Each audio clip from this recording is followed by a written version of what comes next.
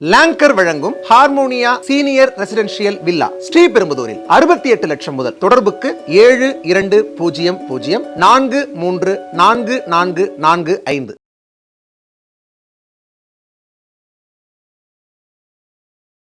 இது ஏன் அரசியல் தரப்பா பார்க்கப்படுது அப்படின்ற விஷயம் என்னன்னு பாத்தீங்கன்னா, அந்த பப்ளிக் இன்ட்ரெஸ்ட் லிட்டிகேஷன் போட்டவங்களாகட்டும் இல்ல இவங்க வரலட்சுமி ஆகட்டும், இவங்க எல்லாருமே வந்து பிஜேபி அதிமுகவை சார்ந்தவங்க. எல்லா மக்களோட வாயும் மூடி இருக்கலாம், பட் அவங்க எதுவுமே அதை பண்ணல. இதுதான் இன்னும் சந்தேகத்தை நமக்கு எழுப்ப வைக்குது. சந்தேகம் எழுப்புதுன்னா அரசு இவருக்கு ஆதரவா செயல்படுத்து அப்படிங்கிற சந்தேகம் தான் இங்க எழுது. ஆக்சுவலி பாத்தீங்கன்னா யார் இந்த சார், அது ஒரு விஷயமே கிடையாது, அப்படி ஒரு ஆளே கிடையாது. இதுதான் வந்து அமைச்சருடைய ஒரு விளக்கம். அவங்க மேலயும் அதிருப்தியின் காரணமாகத்தான் ஸ்பெஷல் இன்வெஸ்டிகேஷன் டீம் இங்க அப்பாயிண்ட் பண்ணப்பட்டிருக்கு. ஏன்னா எல்லாரும் சிபிஐ கேட்டாங்க. கண்டிப்பா அதிருப்தி. இங்கே அந்த பேரண்ட்ஸ் கூட நின்னதுனால இந்த பெண்ணால் முடிஞ்சது. இன்னொரு பெண்ணும் வெளியே வந்திருக்காங்கன்ற தகவலும் நமக்கு இருக்கு. சம்பவம் நடந்த கொஞ்சம் தூரம் தள்ளி வந்து ஒரு ஆடி கார் நின்றுச்சு அப்படின்னு ஒன்று சொல்றாங்க. இன்னொரு சிலர் என்ன சொல்றாங்கன்னா, அது ஆடி கார் இல்லை, அது ஆடிட்டோரியம். அது வந்து சிலர் ஆடி காருன்றாங்க அப்படின்றாங்க. இது என்னது இது ஆடி கார்?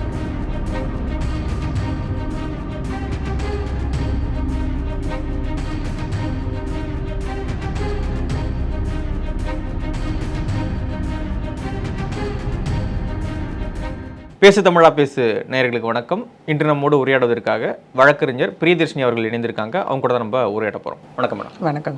நம்ம பேசியிருந்த முன்னாடியே வந்து இந்த அண்ணா பல்கலைக்கழக மாணவி பாலியல் வன்கொடுமை விவகாரம் பற்றி சுமோட்டோவாக வழக்கெடுத்த நீதிமன்றம் பல்வேறு கேள்விகளையும் கண்டனங்களையும் வந்து பதிவு பண்ணியிருந்தாங்க காவல்துறைக்கும் தமிழ்நாடு அரசுக்கும். இப்பொழுது அந்த சுமோட்டோவாக எடுத்து சில கேள்விகள் கேட்டாங்க இல்லையா, அதன் பிறகாக இந்த வழக்கு ஒரு சரியான போக்கில் போகுது அப்படின்னு பார்க்குறீங்களா நீங்கள்? போன வாட்டி பேசும்போது என்னென்ன நடந்தது, என்னென்ன விஷயங்கள் அப்படி 23/4/5 அது வரைக்கும் நடந்தது எல்லாமே பார்த்துட்டோம். இப்போ சுமோட்டோ அப்படிங்கிற விஷயம் வந்து எப்படின்னா, மக்கள் மனதில் என்னென்ன கேள்விகள் இருந்ததோ அந்த கேள்விகளை தான் ஜட்ஜஸும் அவங்க வந்து கொஸ்டின் பண்ணியிருக்காங்க. ஆக்சுவலி இன்னும் சொல்ல போனால் அந்த கேள்விகள் வந்ததுக்கு அப்புறம் வந்து எல்லாருமே அவளோட எதிர்பார்த்துட்டு இருக்கிறது என்னன்னா, இதுக்கெல்லாம் எப்போ பதில் கிடைக்கும் அப்படிங்கிறது தான். ஏன்னா ஜட்ஜஸ் ரொம்ப தெளிவாக சொல்லியிருந்தாங்க. வெள்ளிக்கிழமை ஃபர்ஸ்ட் அவங்க பெஞ்சு கான்ஸ்டியூட் பண்ணுறப்போ அவங்க லைக் அட்வொகேட் வரலட்சுமி அவங்க தான் வந்து இதை வந்து லைக் சுமோட்டோவாக எடுத்துக்கோங்கன்னு பெட்டிஷன் போட்டிருந்தாங்க. அதில் அவங்க என்ன கேட்டிருக்காங்கன்னா, அவங்க தரப்பு எல்லாமே அவங்க பெண்ணோட தரப்புலேருந்து பாதிக்கப்பட்ட தரப்புலேருந்து எல்லாமே சொல்லிட்டாங்க. இவங்க சுமோட்டோவில் என்ன கேட்டிருந்தாங்கன்னா, உங்கள் சைடை நாங்கள் கேட்டுட்டோம், பட் இருந்தாலும் ரெண்டு தரப்பையும் நாங்கள் கேட்கணும், இல்லைனா அது பயாஸ்ட் ஆகிடும். அதனால கவர்மெண்ட் ஆகட்டும் இல்லை வந்துட்டு போலீஸ் சைடு ஆகட்டும் என்ன ரெஸ்பான்ஸ் பண்ணுறாங்கன்றதை நாளைக்கு கேட்டுட்டு நாங்கள் வந்து இதில் ஒரு விஷயம் இன்ட்ரீம் ஆர்டர் போடுறோம் அப்படின்னாங்க. இப்போ எல்லாரும் கேள்வி கேட்கலாம், ஏங்க இன்ட்ரீம் ஆர்டர்னு ஒரு அதாவது இடைக்கால ஒரு விஷயம் ஏன் பண்ண போகிறீங்க, நீங்கள் முழுமையாக ஒரு ஜட்மெண்ட் கொடுக்கலாம், ஒரு ஆர்டர் போடலாமே அப்படின்னு எல்லார் மனசுலேயும் இப்போ கேள்விகள் வரும்.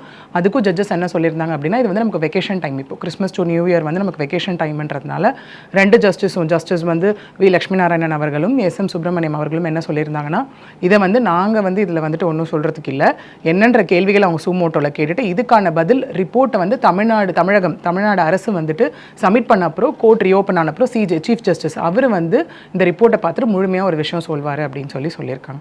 மேபி நம்ம கேட்ட கேள்விக்கு எல்லாம் பதில் எப்போ கிடைக்கும் அப்படின்னா நம்ம அது வரைக்கும் வெயிட் பண்ணுற மாதிரி தான். இப்போ 2ஆம் தேதி கோர்ட் வெக்கேஷன் ஓப்பன் ஆகுது.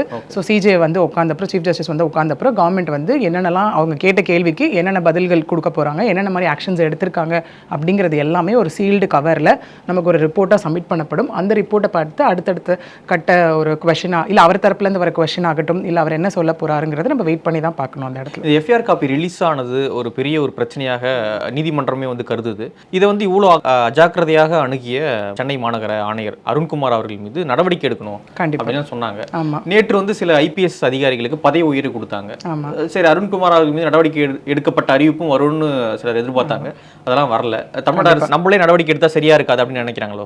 இல்லை, இப்போ நீங்க சொன்னீங்க நம்மளே நடவடிக்கை எடுத்தா சரியா இருக்காதுன்றதை தாண்டி நம்ம நடவடிக்கை எடுத்தாதான் சரியா இருக்கும்னு அவங்க யோசிச்சிருக்கணும். ஏன்னா இப்போ இது எப்படி ஆகுதுன்னா, தமிழக அரசை சாடிதான் இப்போ நிறைய விஷயங்கள் போகுது. ஆக்சுவலி இது என்னன்னு பார்த்தீங்கன்னா, ஏன் இதுக்கு இவ்வளோ பெருசாக பேசப்படுது, விமர்சனங்கள் எழுப்பப்படுது, ஏன் எந்த விஷயத்துக்கும் இஷ்யூக்கும் இல்லாத ஒரு விஷயத்த எதிர்கட்சிகள் இவ்வளோ எஃபர்ட் எடுத்துட்டு இப்போ நம்ம என்ன பார்த்தோம், அன்றைக்கி 27ஆம் தேதி வந்துட்டு அதிமுக சார்பில் முழு ப்ரொட்டஸ்ட் பார்த்தோம். அதுக்கப்புறம் மாலில் வந்து பதாகைகள் ஏந்தி அந்த விஷயத்தை பார்த்தோம். அதுக்கப்புறம் பாம்ப்ளெட் பார்த்தோம். இன்னைக்கு டிவிக்கு தமிழக வெற்றி கழகத்தோட இவர் கவர்னர் மீட்.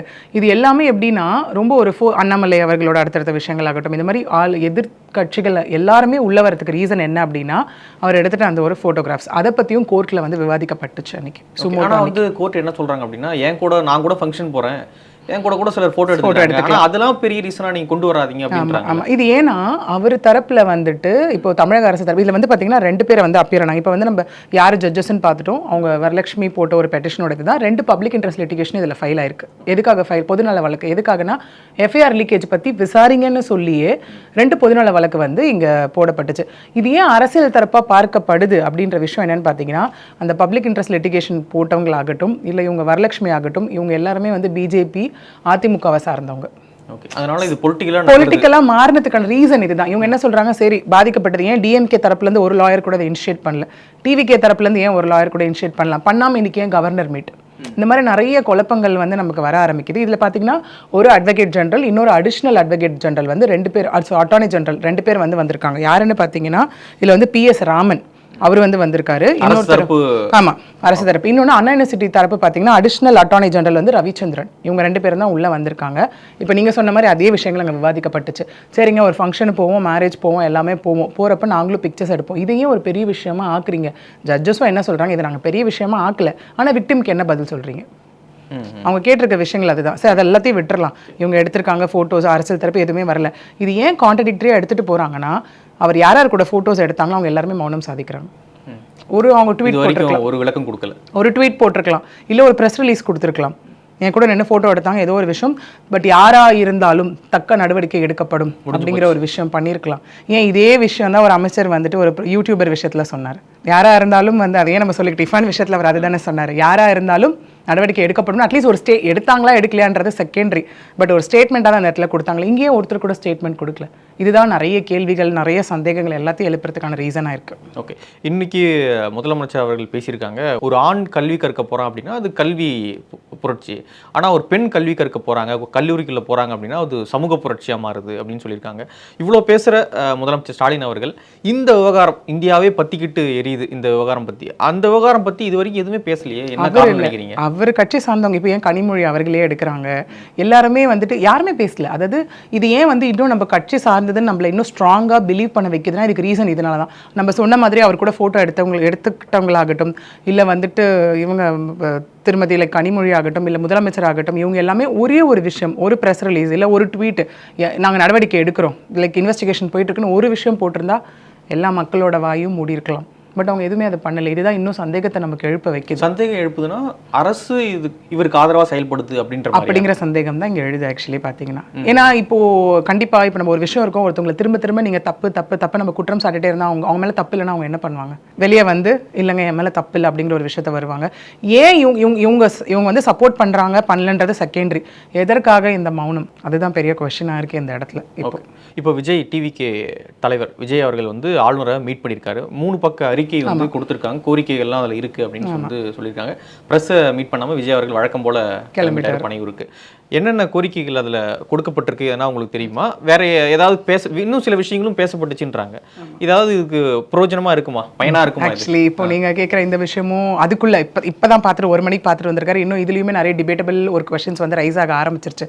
ஏன் ரீசன்னா மார்னிங் அவர் வந்து அவர் ஹேண்ட் ரிட்டன்ல அவரோட ஸ்டாம்ப் லெட்டர்ல ஒன்று அன்பு தங்கைகளே அப்படின்னு சொல்லி ஒரு விஷயத்த கொடுத்திருந்தாரு. அண்ணன் வந்து நான் இருப்பேன், கட்சியாகவும் சரி ஒரு நார்மல் பர்சனாகவும் சரி அண்ணனாக நான் எப்பவுமே தூணா நிற்பேன் அப்படிங்கிற ஒரு விஷயம் கொடுத்திருந்தாரு. அவர் 1 மணிக்கு கவர்னரை பார்க்கறதுக்கான அப்பாயின்மெண்ட் வாங்கியிருந்தாங்க. அதுக்கு முன்னாடி போய் பார்த்துட்டாரு.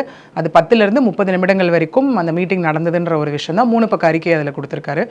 அவர் என்ன கொடுத்துருக்காரு அப்படின்னா, இந்த இஷ்யூ மட்டும் இல்லாமல் அண்ணா யூனிவர்சிட்டி இஷ்யூ மட்டும் இல்லாமல் இன்னும் சமூகத்தில் பெண்களுக்கு எதிராக நடக்கக்கூடிய எல்லா இஷ்யூஸையும் வந்து அதில் கோட் பண்ணியிருக்காரு. ஏன் இந்த மாதிரி விஷயங்கள்லாம் நடக்குது, லா அண்ட் ஆர்டர் இஷ்யூஸ் என்னென்ன இருக்குது, ப்ளஸ் அது இல்லாமல் ஏன் வந்து காவல்துறை வந்து இவ்வளோ மெத்தனமாக இருக்குது, ஏன் இன்வெஸ்டிகேஷன்ஸ் ப்ராசஸ் இப்படி இருக்குது, கோர்ட் இவ்வளோ கொஸ்டின்ஸ் பண்ணியிருக்காங்க, இதுக்கெல்லாம் என்ன பதில் சொல்ல போகிறீங்க அப்படின்னு ஒரு 3 பக்க அறிக்கையில் வந்து அவர் கொடுத்துருக்காரு. இன்னொன்று ஏன் வந்து அவர் கவர்னர் போய் பார்த்தாருன்னா, அவர் தான் வேந்தர், லைக் எல்லா யூனிவர்சிட்டிஸுக்குமே அவர் தான் வேந்தர். ஸோ துணைவேந்தர் வந்து எல்லா யூனிவர்சிட்டிக்கும் அப்பாயிண்ட் பண்ணணும். ஏன்னா யூனிவர்சிட்டியை தாண்டி, ஏன்னா எப்பவுமே ஒரு விஷயம் என்ன இருக்குன்னா, ஹைரார்கி இருந்தால் தான் எல்லாருக்கும் பயம் இருக்கும். நம்மளை கேள்வி கேட்க ஒருத்தவங்க இருக்காங்கன்னு இருந்தால் தான். ஸோ காலியாக இருக்க எல்லா யூனிவர்சிட்டிக்கும் துணைவேந்தர் அப்பாயிண்ட் பண்ணுங்க. ஏன்னா அங்கேருந்து ஒருத்தவங்க ஒரு சூப்பர்விஷன் பண்ணால் மட்டும்தான் எல்லாமே கரெக்டாக இருக்கும் அப்படிங்கிற ஒரு விஷயம் தான் அந்த 3 பக்க அறிக்கை சார்ந்த எல்லா விஷயமாகவும் இருக்குது. ஓகே, இது ஏதாவது அரசியலாக கொஞ்சம் நகர வாய்ப்பு இருக்கா? கண்டிப்பா. திடீர்னு என்ன சொல்றாங்க, சங்கியா மாற போறாரு விஜய் ஆமா. அப்படிலாம் சொல்றாங்க இல்லையா? அந்த அளவுக்குலாம் பேசியிருப்பாங்களா இல்ல பர்டிகுலர் இந்த இன்சிடென்ட் மட்டும் தான் பேசியிருப்பாங்க? கண்டிப்பா. இது ஆக்சுவலி இந்த ஃபுல் அண்ட் ஃபுல் இந்த இன்சிடென்ட் பத்தின ஒரு விஷயமா தான் தகவல்கள் வெளியே வந்துட்டு இருக்கு. ஒன்று. ரெண்டாவது, இதுலேயும் மக்களுக்கு வந்து முரண்பட்ட கருத்துக்கள் இருக்கு இதுக்கு. ஏன் அப்படின்னா, அவர் வந்து ஃபர்ஸ்ட் ஒரு பெரியார் சமாதிக்கு போறார். அவரோட ஜேர்னி இப்படி தான் ஆரம்பிச்சது, பொலிட்டிக்கல் ஜேர்னி. பெரியார் சமாதிக்கு போறாரு, அப்புறம் மாநாடு நடத்தினார், அப்புறம் புத்தக வெளியீடு, இப்போ கவர்னர் மீட். இது வரைக்கும் பண்ணது எல்லாமே அவர் கட்சி சார்ந்து பண்ணது. ஒரு பொது வெளி, ஒரு பொது விஷயத்துக்காக அவர் வந்து ஃபர்ஸ்ட் கவர்னரை பார்க்கறது, அவரோட அரசியல் சார்ந்து ஒரு விஷயத்தை வெளியே வருது, இதான் முதல் தடவை ஆக்சுவலி பார்க்க போனோம்னா. இது ஏன் வந்துட்டு இப்படி கொண்டுட்டு வராங்க நம்ம அப்படின்னு பார்த்தோன்னா, புத்தக வெளியீடுல அவரோட கட்சி பற்றி தான் பேசினாரு, மாநாட்டில் அவரோட கட்சி கொள்கைகளை பற்றி பேசினாரு. இப்போ ஏன் வந்துட்டு இவர் கவர்னரை மீட் பண்ணதுலேயும் ஒரு பெரிய ஒரு கான்ட்ராடிக்டரி திங் ஆகுது அப்படின்னு பார்த்தீங்கன்னா, அவரோட அதாவது மாநாட்டோட அந்த அறிக்கை வெளியிடுவாங்க இல்லையா, கொள்கை கோட்பாடுகள், அதில் வந்து 11வது பாயிண்ட்டு என்னவா இருக்கு அப்படின்னு தகவல்கள் வருது அப்படின்னா, கவர்னர், அதான் இந்திய அரசியல் அமைப்பு, அதான் இந்தியன் கான்ஸ்டியூஷனல் லா படி வந்து பார்த்தோன்னா கவர்னருக்குன்னு ஒரு பவர் இருக்கு, அதை வந்து அவர் யூஸ் பண்றதில்ல, அவருக்கான ரைட்ஸ் அவர் யூஸ் பண்றதில்ல அப்படின்ற மாதிரி ஒரு 2-3 விஷயங்கள் ஸ்டேட் பண்ணி, எதுக்கு கவர்னர் பதவி வேண்டாம், கவர்னர்னே ஒரு விஷயமே வேண்டாம் அப்படிங்கிறது தான் அங்க வந்து சொல்லப்பட்ட ஒரு விஷயமா இருக்கு. பட் இன்னைக்கு நடந்த மீட்டு வந்து அவர் அது எப்படி ஆகுதுன்னா, அவரோட கொள்கை கோட்பாடுக்கு முரணான ஒரு விஷயம், அவர் வேணான்னு சொன்னவர் அவர் ஏன் இன்னைக்கு போய் மீட் பண்ணணும், எதுக்காக மீட் பண்ணணும் அவர்? இதுக்கு பதிலாக அவர் களத்திலே இறங்கி வேலை பார்த்துருக்கலாம்ல. ஏன்னா இனி வரைக்கும் அவர் களத்தில் இறங்கி வேலை பார்க்கல. அந்த மாதிரி ஒரு விஷயங்கள் மற்ற எல்லா கட்சிகளும் களத்தில் இறங்கி ப்ரொட்டஸ்ட் ஆகட்டும், இல்லை இன்னைக்கு அண்ணா யூனிவர்சிட்டியை முற்றுகையிடுறதாகட்டும், ஒரு மாலை போயிட்டு ஒரு பேம்ப்ளெட் வைக்கிறதாகட்டும், எல்லா விஷயத்தையும் பண்ணிட்டாங்க. அப்போ இவர் என்ன ட்ரை பண்ணுறாரு? இது வந்து அவரோட சொந்த ஒரு அரசியல் ஒரு அடுத்த ஒரு ஸ்ட்ராங் பண்ணுறதுக்கான ஒரு விஷயமா இருக்கா, இல்லை உண்மையே பாதிக்கப்பட்ட பெண்ணுக்கு ஒரு அண்ணனாக இருந்து பண்ண போகிறாரா அப்படிங்கிற ஒரு விஷயம். கல விஷயங்கள் நம்ம சொன்னோம் இல்லையா, உள்ளே இறங்கி போராடுறது வந்து அதையும் அவங்க ஸ்டார்ட் பண்ணிட்டாங்க. ஆக்சுவலி இன்றைக்கி ஸ்டார்ட் பண்ணியிருக்காங்க. அவங்க கட்சியில் யார் யாரெல்லாம் பெண் உறுப்பினர்கள் இருக்காங்களோ, பொறுப்பில் இருக்காங்களோ, எல்லார் கையிலையும் பேம்ப்ளெட் கொடுத்து யார் அந்த சார், இதுதான் இன்னைக்கு ட்ரெண்டிங்கான ஒரு வேர்டாக போயிட்டு இருக்கு. டிவிக்கே பண்ணுறாங்க. இன்னைக்கு அவங்க அது ஸ்டார்ட் பண்ணிட்டாங்க. ஆக்சுவலி பேம்ப்ளெட் மூலியமா என்னென்ன கொஸ்டின்ஸ் ஹைகோர்ட் கேட்டாங்களோ அந்த கொஸ்டின்ஸ் எல்லாத்தையுமே பேம்ப்ளெட்டாக மாற்றி யார் அந்த சார் அப்படிங்கிற ஒரு ஃபைனல் கொஸ்டினை போட்டு இன்னைக்கு அவங்களும் அதை களத்தில் இறங்கி போராடவும் ஆரம்பிச்சுட்டாங்க. ஓகே, கோவி செழியன் அவர்கள் இன்னைக்கு ஒரு பதிவு போட்டிருக்காரு.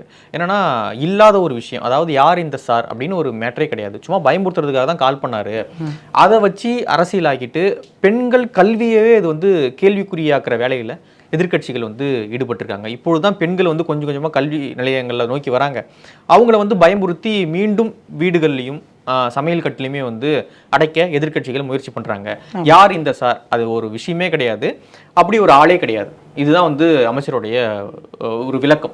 ஓகே, அது விளக்கத்தை தாண்டி அதுலேயுமே நமக்கு யோசிக்கக்கூடிய 2 கேள்விகள் ஆக்சுவலி அந்த இடத்துல இருக்குது. என்னென்னு பார்த்தீங்கன்னா, இது சொன்னது யாரோ பார்த்தவங்க கிடையாது, ஒரு ஐ விட்னஸோ யாரும் கிடையாது. ஏன்னா லா பொறுத்த வரைக்கும் பாதிக்கப்பட்ட பெண்ணினுடைய ஃபர்ஸ்ட் ஸ்டேட்மெண்ட் தான் பெரிய எவிடன்ஸ். ஆக்சுவலி அந்த பெண் சொன்னதே என்னன்னா, சார்னு அவர் ஃபோனில் பேசினாரு அப்படின்னு சொல்கிறார். இன்னொரு பக்கம் பார்த்தீங்கன்னா, போலீஸ் சைட்லேருந்து அந்த இன்ஃபர்மேஷன்ஸ் ஆகட்டும் என்ன ஆகுது அப்படின்னா, ஃபர்ஸ்ட் வந்து என்ன சொன்னாங்கன்னா, ஃபோன் வந்து நம்மளே போன டைம் பேசியிருந்தோம், ஃபோன் வந்து பிளெயின் மோடில் இருக்குது அப்படின்னு சொல்லியிருந்தாங்க. அதுக்கப்புறம் வந்து கால் போச்சா என்னன்றதை வந்து இன்னொரு ஃபோன் இருந்துதான்றதும் இன்னும் கன்க்ளூசிவாக அவங்க எதுவுமே சொல்லலை. அந்த டவர் லொக்கேஷனை நாங்கள் என்னன்றதை வந்து நாங்கள் ஃபுல்லாக வந்து இன்வெஸ்டிகேட் பண்ணிட்டு இருக்கோம், பார்க்க சொல்லியிருக்கோம். ஸோ போலீஸ் சைட்லேருந்தே ஒரு கன்க்ளூசிவ் ஸ்டேட்மெண்ட் இல்லை. இருந்திருந்தா மட்டும்தான் இவர் இதை சொல்ல முடியும் அப்படின்ற விஷயம் தான். ஏன்னா நாங்கள் இப்போ தாங்க கேட்டிருக்கோம் என்னென்ன இருக்குன்னு சொல்லி, நாங்கள் வந்து மொபைல் நெட்வொர்க்கிங் கிட்ட கேட்டிருக்கோன்றதா ஸ்டேட்மெண்ட். அப்படி இருக்கும்போது இவர் எப்படி இதை சொன்னார் அப்படிங்கிறதுமே நமக்கு கேள்வியாக தான் மாறுது. ஓகே, அப்போ யார் இந்த சார் அப்படின்றது டவுட் தான், ஸ்டில் டவுட் தான். ஆமா, ஏன் வந்து இப்போ இவர் கமிஷனர் மேல வந்து தமிழக அரசு வந்து தேவைப்பட்டால் நடவடிக்கை இனிஷியேட் பண்ணுங்கன்னு சொன்னாங்க ஜட்ஜஸ் அப்படின்னா, அதுக்கு ரீசன் இதுதான். முதல்ல வந்து அவர் எப்படி தமிழக அரசு பர்மிஷனோட தான் பிரஸ் மீட் பண்ணாரா, அது ஒரு கேள்வி, முதல் விஷயம்.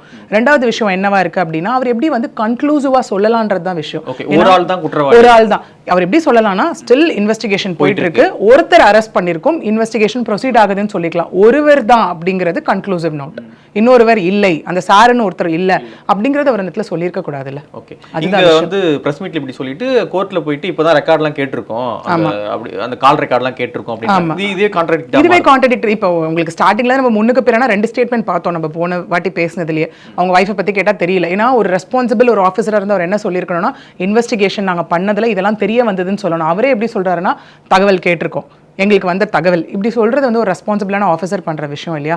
அதே மாதிரி ஹைகோர்ட்டும் என்ன சொல்லியிருக்காங்கன்னா, டிஜிபி அவர்களுக்கு உத்தரவு போட்டிருக்காங்க, இதில் வந்து குறுக்கிட்டு, ஏன்னா நம்ம ஆல்ரெடி பார்த்தோம் நேஷனல் கமிஷன் ஃபார் விமன் டிஜிபிக்கு வந்து செக்ஷன் 71 ஆஃப் பிஎன்எஸ்ஸை இன்வோக் பண்ண சொல்லியிருக்காங்க. அதாவது ஹேபிச்சுவல் அஃபெண்டருக்கான செக்ஷனை போடுங்கன்னு சொல்லி அவங்க ரெக்கமெண்ட் பண்ணியிருக்காங்க. ப்ளஸ் இன்னைக்கு களத்துக்குள்ளே எல்லாருமே உள்ளே வந்தாச்சு. அதாவது என்கொயரி இதை ஸ்டார்ட் பண்ணிட்டாங்க இன்வெஸ்டிகேஷன். தேசிய மகளிர் ஆணையம் உள்ளே வந்துட்டாங்க. ஆக்சுவலி அவங்க வந்து பார்த்தீங்கன்னா மமதா குமாரி அவங்க உள்ளே வந்துட்டாங்க. ப்ளஸ் 3 ஐபிஎஸ் அதிகாரிகள் அப்பாயிண்ட் பண்ணாங்க இல்லையா, அவங்க தலைமையில் ஸ்னேகா பிரியா அவங்க தலைமையிலையும் அவங்களும் ஸ்பெஷல் இன்வெஸ்டிகேஷன் டீம் அவங்களும் ஆரம்பிச்சாச்சு. ஓகே, இப்போ அவங்க தான் இன்வெஸ்டிகேட் பண்ணுவாங்க. அவங்க தான் பண்ணுவாங்க. ஏன்னா ஒரு கமிஷனர் சார்ந்தவர் மேலேயோ, இப்போ அவர் கீழே ஒருத்தர் வந்து அந்த டெக்னிக்கல் கிளிட்ஸ்ன்னு சொல்லி ஒருத்தவங்க இது பண்ணாங்க இல்லையா, எஃப்ஐஆர் லீக் பண்ணாங்க இல்லையா, அவங்க மேலேயும் அதிருப்தியின் காரணமாகத்தான் ஸ்பெஷல் இன்வெஸ்டிகேஷன் டீம் இங்கே அப்பாயிண்ட் பண்ணப்பட்டிருக்கு. ஏன்னா எல்லாரும் சிபிஐ கேட்டாங்க. கண்டிப்பாக அதிருப்தி. ஏன்னா சிபிஐன்னு ஒன்று கேட்டாங்க, இது பெண் சார்ந்த விஷயம் அப்படிங்கிறதுனால நேஷனல் கமிஷன் ஃபார் விமனும் சுமோட்டோவாக உள்ளே வராங்க. ஏன்னா அவங்ககிட்டயும் வந்துட்டு எப்படின்னா நம்ம பெட்டிஷன் போட்டு தான் ஒரு விஷயத்தை உள்ளே இனிஷியேட் பண்ண சொல்லுவோம். அவங்களும் சுமோட்டோவாக உள்ளே வந்தாச்சு, அவங்களும் வந்துட்டாங்க. அப்போ என்ன பண்ணியிருக்காங்க அப்படின்னா ஹைகோர்ட் வந்துட்டு ஓகேங்க இதில் பெண் சார்ந்த விஷயம், பெண்கள் வந்து விசாரணை நடத்தினா மட்டும்தான் இது நியாயமாக இருக்கும். என்ன ஆயிடுச்சு இப்போ அப்படின்னா, இவங்க இது வரைக்கும் என்னென்ன இன்வெஸ்டிகேட் பண்ணாங்களோ, அதாவது கமிஷனரோ அவர் கீழே இருக்க அதிகாரிகள், கோட்டுப்புறம் காவல் நிலையத்தில் இருக்கவங்க எல்லாம் கம்ப்ளீட் அந்த ரெக்கார்ட்ஸ் எல்லாமே இவங்க கையில் ஹேண்ட் ஓவர் பண்ணப்பட்டாச்சு. இந்த 3 ஐபிஎஸ் அதிகாரிகள், அதாவது அண்ணா நகர், ஆவடி, சேலம், இந்த 3தோட துணை ஆணையர்கள். ஆக்சுவலி அவங்க யாருன்னு பார்த்தீங்கன்னா ஸ்னேகா பிரியா, பிருந்தா, ஐமன் ஜமால், இவங்க 3 பேர்கிட்டையும் அதுக்கு ஹெட் வந்து ஸ்னேகா பிரியா, அவங்க தான் தலைமை தாங்கி இந்த 3 பேர் கொண்ட குழு. ப்ளஸ் மமதா குமாரி, அதாவது என்சிடபிள்யூட மெம்பர், நேஷனல் கமிஷன் ஃபார் விமனோட மெம்பர். இவங்க எல்லாம் சேர்ந்து தான் இன்வெஸ்டிகேஷனை பண்ண போகிறாங்க. ஆல்ரெடி ஒருத்தவங்க களத்துக்கு போயாச்சு, இந்த 3 பேரும் இன்வெஸ்டிகேஷனையும் ஸ்டார்ட் பண்ணியாச்சு. ஸோ இப்போ ரெக்கார்ட்ஸ் வந்து இவங்க கையில் இல்லை, இவங்க கைக்கு வந்தாச்சு, ஸ்பெஷல் இன்வெஸ்டிகேஷன் டீம் கைக்கு வந்தாச்சு. ஓகே, தமிழ்நாடு அரசு நாங்கள் சரியான நடவடிக்கைகள் தான் எடுத்துக்கிட்டு இருக்கோம், தேவையில்லாமல் இதை வந்து அரசியலாக்காதீங்க, போன ஆட்சிகளில் நடந்த அவலங்கள்லாம் வந்து நடந்ததெல்லாம் மக்கள் பார்த்துட்டு தான் இருந்தாங்க, ஸோ இது பெரிய விஷயமா மாற்றாதீங்க அப்படின்னு சொல்லி கடந்து போகிறாங்க. இதனுடைய எண்டு எப்படியா போய் முடியும் அப்படின்னு நினைக்கிறீங்க? இப்போது கண்டிப்பாக இப்போ என்னென்னா உங்களுக்கு ஒரு இன்வெஸ்டிகேஷன் நடக்குது அப்படின்னா வந்துட்டு ஏதோ ஒரு விஷயம்னா ஒரு கோர்ட் ப்ரொசீஜர், ஒரு அதாவது ஒரு போலீஸ் சிஸ்டம் கோர்ட் ப்ரொசீஜர் அப்படின்னா ஓகே அது பாட்டுக்கு நடந்துட்டு இருக்க போகுது அப்படின்னு சொல்லலாம். இதில் எப்படின்னு பார்த்தீங்கன்னா நிமிடத்துக்கு நிமிடம் வந்து நமக்கு கேள்விகளாக வந்துட்டு இருக்கு. ஆக்சுவலி அதுக்கு ரீசன் என்னன்னா அப்போசிஷன் பொலிட்டிக்கல் பார்ட்டி எல்லாம் உள்ளே வந்தது தான். ஏன்னா இவரே வந்து இப்போ ஸ்டார்டிங் ஃப்ரம் அண்ணாமலை ஆரம்பிச்சார், அப்புறம் இபிஎஸ் ஆரம்பிச்சார், இப்போ டிவிக்கு அவரு என்ன சொல்லியிருக்காரு அப்படின்னா இனிமே நான் களத்தில் இறங்கி போராட போகிறன்ற ஒரு விஷயத்தையும் அவங்க சைடு தகவலாக வந்துட்டு இருக்கு. அப்போ என்ன ஆகும்னா ப்ரெஷர் அந்த பக்கம் ஜாஸ்தி ஆகும். அதுக்கேற்ற மாதிரி ஹைகோர்ட் கேட்ட கொஸ்டின்ஸும் அப்படி தான் இருக்குது. தமிழக அரசு ஹைகோர்ட் எங்கேயுமே சப்போர்ட் பண்ணி பேசலை.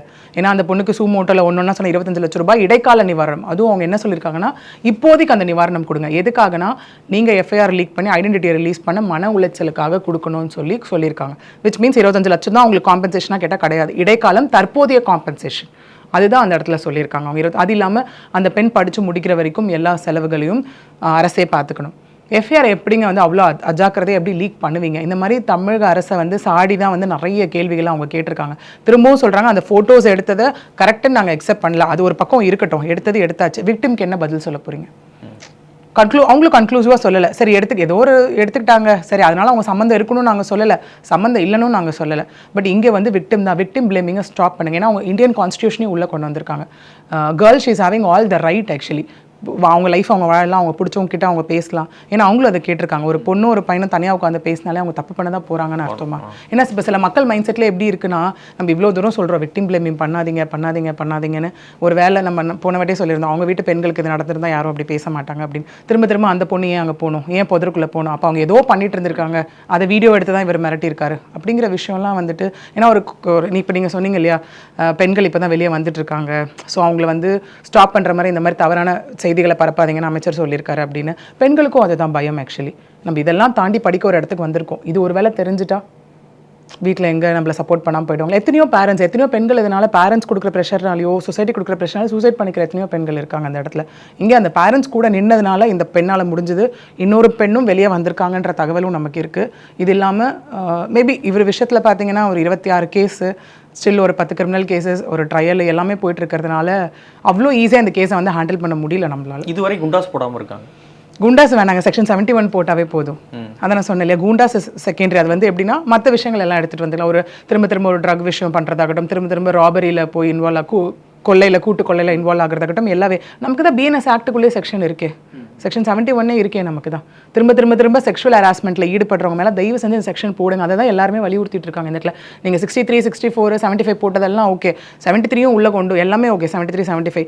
இன்னொன்று இப்போ 2 விஷயம் இங்கே வளர்த்துருக்கு. என்ன விஷயம் அப்படின்னு பார்த்தீங்கன்னா, ஒன்று sexual harassment like habitual offender ரிப்பீட்டாக பண்ணிட்டு இருக்க செக்ஷனை தயவு செஞ்சு உள்ளே கொண்டுட்டு வாங்க. நீங்கள் 2 பேரோ 3 பேரோ அது 14 பேரோ 15 பேரோ அதெல்லாம் செகண்டரி. இவர் பண்ணியிருக்காருன்றது ஓகே. இப்போ இல்லைனாலும் இவரோட ஹிஸ்ட்ரி வந்துட்டு பேக்ரவுண்ட் செக் பார்க்குறப்போ எல்லாமே ரொம்ப ஸ்ட்ராங்காக இருக்குது. முன்னாடி கேசஸும் இன்னும் போயிட்டுருக்கு. அதே அனானிசிட்டில் பண்ண கேசஸும் போயிட்டுருக்கு. இவ்வளோ ஸ்ட்ராங் ஒரு கிரிமினல் பேக்ரவுண்ட் இருக்க பர்சனுக்கு ஏன் அந்த செக்ஷன் போடக்கூடாது? லாஜிக்கலான கொஸ்டினாக தானே இருக்குது நமக்கு இந்த இடத்துல. ஓகே. ரெண்டாவது வந்து பார்த்தீங்கன்னா போலீஸ் தரப்பில் அதுக்கும் நமக்கு செக்ஷன்ஸ் இருக்குது. ஆக்சுவலி எஃப்ஐஆர் லீக் பண்ணவங்க மேலே 3 வருஷம் வரைக்கும் நமக்கு எஃப்ஐஆர் அவங்க மேலே ஒரு தனி எஃப்ஐஆர் போட்டு 3 வருஷம் வரைக்கும் நம்ம அவங்களுக்கு பனிஷ்மெண்ட் கொடுக்கலாம். அதை பண்ணுங்க முதல்ல. ஏன்னா பண்ணாதான் அடுத்து மக்கள் போலீஸை நம்பி வருவாங்க. ஏன்னா இப்போ அஜாக்கிரதையாக இருக்குது. அடுத்த போலீஸ்க்கும் அந்த பயம் வரும்ல, ஐயோ நம்ம இந்த மாதிரி ஒரு விஷயத்த பண்ணனா நமக்கு பனிஷ்மெண்ட் இருக்குது, நம்ம பதவியை விட்டு நம்ம விலக்கிடுவோம். ஏன்னா காக்கி சட்டன்றது எவ்வளோ பெரிய விஷயம், நம்மளை நீக்கிடுவாங்கன்ற ஒரு விஷயமும் நமக்கு வரணும். அதே மாதிரி ஹைகோர்ட் என்ன பண்ணியிருக்காங்கன்னா, இந்த எஃப்ஐஆர் லீக்கேஜ் பற்றி 2 பொதுநல வழக்கு வந்துச்சு இல்லையா, அதுக்கு தமிழக அரசு வந்து அருண் கமிஷனர் அவர் மேலேயும் நடவடிக்கை எடுக்கணும். அதே மாதிரி இந்த எஃப்ஐஆரை யார் லீக் பண்ணாங்களோ, அதாவது அந்த சிஸ்டம் யார் கண்ட்ரோலில் இருந்ததோ அவர் மேலேயும் தனி எஃப்ஐஆர் போட சொல்லி அந்த 2 கம்ப்ளைண்ட்டையும் பெட்டிஷன் காப்பியும் டிஸ்போஸ் பண்ணியிருக்காங்க. ஓகே. இன்னொரு விஷயமும் பேசப்படுது. இந்த சம்பவம் நடந்த ஒரு கொஞ்சம் தூரம் தள்ளி வந்து ஒரு ஆடி கார் நின்றுச்சு அப்படின்னு ஒன்று சொல்கிறாங்க. இன்னொரு சிலர் என்ன சொல்கிறாங்கன்னா, அது ஆடி கார் இல்லை, அது ஆடிட்டோரியம், அது வந்து சிலர் ஆடி காருன்றாங்க அப்படின்றாங்க. இது என்னது ஆடி கார்? ஆக்சுவலி இங்கே எல்லாமே எப்படி ஆயிடுச்சுன்னா, ஒரு விஷயம் நடக்குதுன்னா அதில் அவங்கவுங்க உள்ள நுழைப்பாங்க இல்லை. இப்போ நம்ம 2 பேரும் உட்காந்து ஒரு விஷயம் பேச அது கேட்டுட்டு போகிறவங்க 10வது ஆள்கிட்ட வேறு மாதிரி ஒரு விஷயம் சித்தரிச்சு சொல்லுவாங்கல்ல, அதே மாதிரி தான். ஏன்னா இப்போ என்ன சொல்கிறாங்கன்னா வந்துட்டு அவர் பேக் கேட் வழியாக தான் வந்தார், செவரில் வந்துட்டு நமக்கு இது இருந்தது, உடஞ்சிருந்தது, அந்த ஓட்ட வழியாக உள்ளே வந்தார் அப்படிங்கிறாங்க. இன்னொன்று வீடியோஸ் எடுத்தாங்க அப்படிங்கிறாங்க. ஆடிட்டோரியம் இது மேபி பீப்புள் இது கூட ரிலேட் பண்ணியிருப்பாங்கன்னு நினைக்கிறேன். ரீசெண்டாக அவரோட ஒரு வீடியோ ரிலீஸ் ஆச்சு கொஞ்ச நாட்களுக்கு முன்னாடி, ஒரு கார் நிறுத்தி பிரச்சனைப்படுத்தி வந்ததுனால மேபி அது கூட பீப்புள் இதை லிங்க் பண்ணிட்டாங்களான்னு தெரியல. பட் இது வரைக்கும் நமக்கு அந்த மாதிரி எந்த ஒரு அஃபிஷியல் இன்ஃபர்மேஷன் போலீஸ் சைட்ல இருந்தோ யார் சைடு இருந்தோ நமக்கு வரல. ஓகே. அந்த ஆடிக்காரு அதெல்லாம் ஆடிக்காரோ ஆடிட்டோரியமோ எந்த அஃபிஷியல் இன்ஃபர்மேஷனும் நமக்கு வரல இது வரைக்கும். இந்த யார் இந்த சார் அப்படின்ற அந்த கேள்விக்கு விடை தெரிஞ்சிட்டா எதிர்க்கட்சிகளுடைய போராட்டம் வந்து கொஞ்சம் ஓய்ஞ்சிரும் இல்லையா? கண்டிப்பா. மேபி ஹேஷ்டாக் அதுவாக தான் எடுத்திருக்காங்க. ஏன்னா பாதிக்கப்பட்ட பொண்ணு விட வேற யாருங்க உங்களுக்கு சொல்லணும் அப்படிங்கிற ஒரு விஷயம் அதற்கு அந்த பெண் ஸ்டில் அந்த ஸ்டேட்மெண்ட்ல கிளியரா இருக்காங்க. சரி, போலீஸ் அட்லீஸ்ட் அது ப்ரூவ் பண்ணலாம்ல. அவர் சும்மா தான் சொன்னாரு, அட்லீஸ்ட் ப்ரூவ். ஏன்னா நம்ம இருக்குன்னு சொன்னாலும் அதுக்கான ப்ரூஃப்ஸ் எவிடன்ஸ் கொடுத்தாகணும், இல்லைன்னு சொன்னாலும் அதுக்கான எவிடன்ஸ் கொடுத்தாகணும். 2த்துக்குமான பதில் விளக்கங்களை தெளிவாக கொடுத்துட்டோம் அப்படின்னா ஏன் அவங்களை திரும்ப திரும்ப கொஸ்டின் கேட்க போகிறாங்க? இப்போது சும்மா நம்ம உட்காந்துட்டு எல்லாருமே என்ன தப்பு சொல்கிறாங்க அப்படிங்கிறதுக்கும் நான் ஒரு ஸ்டேட்மெண்ட்டை ப்ரூவ் பண்ணிட்டா என்னை யாருக்கு கொஸ்டின் பண்ண முடியும்? அந்த இடத்துல நான் தைரியமாக நின்று பாருங்கள் நான் ப்ரூவ் பண்ணிட்டேன்னு சொல்லலாம்ல. அதை பண்ணிட்டாலே முடிஞ்சு எல்லா விஷயமும். யார் அந்த சாருக்கு பதில் கிடைச்சிரும் அடுத்து இந்த கேஸ். ஏன்னா இப்போ அது ரொம்ப பெரிய விஷயமா இருக்கிறதால மற்றது எதுவுமே சீரியஸ்னஸ் கண்ணுக்கு தெரிய மாட்டேங்குது. அதுக்கு பதில் கிடைச்சிட்டாலே இந்த கேஸ் அடுத்தடுத்த இன்வெஸ்டிகேஷன் நோக்கி போகிறதாகட்டும். 15 நாள் முடிஞ்சு ஜுடிஷியல் கஸ்டடியில் என்னென்ன அப்பயும் அவங்க ரிப்போர்ட் சப்மிட் பண்ணணும். ஆக்சுவலி இவ்வளோ ரிப்போர்ட்ஸ் இன்வெஸ்டிகேஷன் எல்லாமே எப்பவுமே ஹைகோர்ட் ஜட்ஜஸ்க்கு போகுதுன்னா சீல்டு கவரில் தான் போகும். என்ன ரிப்போர்ட்ஸ் இது வரைக்கும் நடந்திருக்கு அப்படிங்கிறத. ஸோ நமக்கு ஆல்ரெடி அரெஸ்ட் பண்ணப்பட்டாச்சு. 25ஆம் தேதி அவர் அரெஸ்ட் பண்ணார். இது ஆக போகுது. இன்னொரு 4 நாள் 5 நாள் ஆக போகுது, 10 நாள். ஸோ என்ன நடக்குதுன்றது கண்டிப்பாக இந்த 15 நாளுக்குள்ளே போலீஸ் என்னென்ன இன்வெஸ்டிகேஷன் பண்ணாங்க அப்படிங்கிறத அவரோட ஜுடிஷியல் கஸ்டடி எக்ஸ்டென்ஷன் அப்போ கண்டிப்பாக போலீஸ் அதை ரிப்போர்ட்டாக கொடுத்து தான் ஆகணும். மேபி இந்த டீம் உள்ளே வந்திருக்காங்க இல்லையா, அவங்களுக்கு கொடுக்கணும். வெயிட் பண்ணி பார்ப்போம் மேடம், என்ன நடக்குது. ரொம்ப நன்றி. நன்றி. இறைவன் வந்து ஒளி வடிவானவன் அப்படின்றத நான் அடிக்கடி சொல்லியிருக்கேன். அந்த தத்துவத்தை நிறைவேற்றக்கூடிய அமைப்பு தான் இது. அதான் நீங்க ஒரு வித்தியாசமான ஒரு மகாலட்சுமி வரைக்கும் பார்த்ததே இந்த மாதிரி. நம்ம முன்னோர்கள் தான் குலதெய்வமாக வணங்குகின்றோம் அப்படின்றதினுடைய வெளிப்பாடு. இந்த மாதிரி ஆன்மீகம் மற்றும் ஜோதிடம் சார்ந்த இன்னும் பல வீடியோக்கள் பார்க்கணுமா? மறக்காம திருவருள் டிவிக்கு சப்ஸ்கிரைப் பண்ணுங்க. திருவருள் டிவியுடைய சேனல் லிங்க் இந்த வீடியோடைய டிஸ்கிரிப்ஷன்ல இருக்கு.